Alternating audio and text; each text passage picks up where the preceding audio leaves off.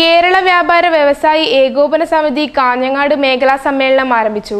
കാഞ്ഞങ്ങാട് വ്യാപാര ഭവനിൽ വെച്ച് നടക്കുന്ന സമ്മേളനത്തിന്റെ ഉദ്ഘാടനം വ്യാപാരി വ്യവസായി ഏകോപന സമിതി സംസ്ഥാന വൈസ് പ്രസിഡന്റ് പെരിങ്ങമല രാമചന്ദ്രൻ നിർവഹിച്ചു. സമ്മേളനത്തിന്റെ ഭാഗമായി വ്യാപാരികൾ മുത്തുകുടകളും ബാൻഡ് മേളങ്ങളോടുകൂടി നഗരത്തിൽ പ്രകടനം നടത്തി.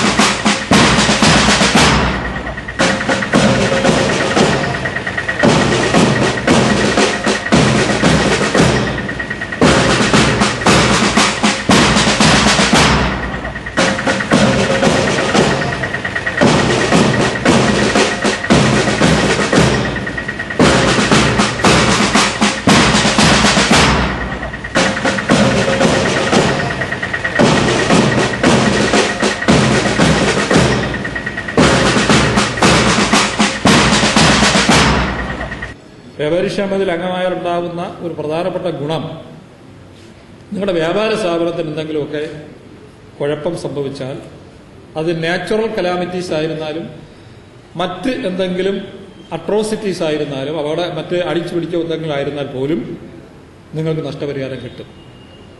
അപ്പോൾ അതുകൊണ്ട് വ്യാപാരി ക്ഷേമത്തിൽ അംഗമായിട്ടേ കടകൾ തുറന്നിരിക്കാവൂ. ഇനി കാലം ഒരുപാട് മാറിപ്പോയി.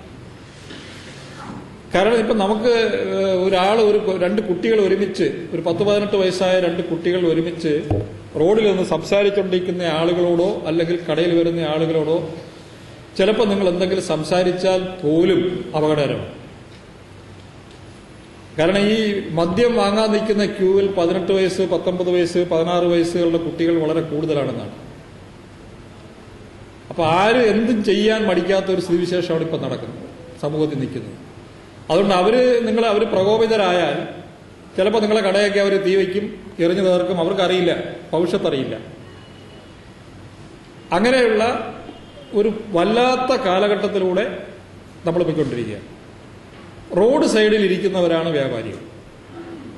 ചിലപ്പോൾ ഒരു ബസ് തന്നെ ബ്രേക്ക് ഇല്ലാതെ വന്നാൽ നിങ്ങളെ കടയിടുന്നുണ്ടായിരിക്കും പോകുന്നത്. ട്രാൻസ്പോർട്ട് ബസ്സിലാണെങ്കിൽ പലതും, ഞങ്ങളുടെ നാട്ടിലൊക്കെ ഓടുന്നത് പലതും ബ്രേക്ക് ഇല്ലാത്തതാണ്.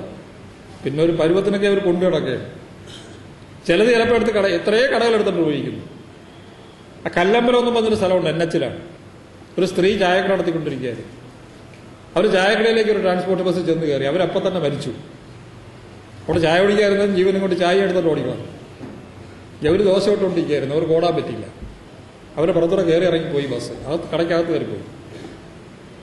അപ്പൊ ഇങ്ങനെ ധാരാളം അപകടങ്ങൾ റോഡിൽ നടക്കുന്നുണ്ട്. എന്നെ ഏറ്റവും വേദനിപ്പിച്ച ഒരു ദുരന്തമായിരുന്നു കരുനാഗപ്പള്ളിയിലുണ്ടായ ഗ്യാസ് ടാങ്കർ ദുരന്തം. വെളുപ്പാങ്കാലം 5 മണിക്ക് ഗ്യാസുമായി വന്ന ടാങ്കർ റോഡിൽ മറിഞ്ഞപ്പോ ഈ ഗ്യാസ് ലീക്കായി. ഇത് അന്വേഷിക്കാൻ വന്ന പോലീസ് വണ്ടി ഓഫ് ചെയ്തിട്ട് രണ്ടാമത് സ്റ്റാർട്ട് ചെയ്തപ്പോൾ ഗ്യാസ് കത്തി.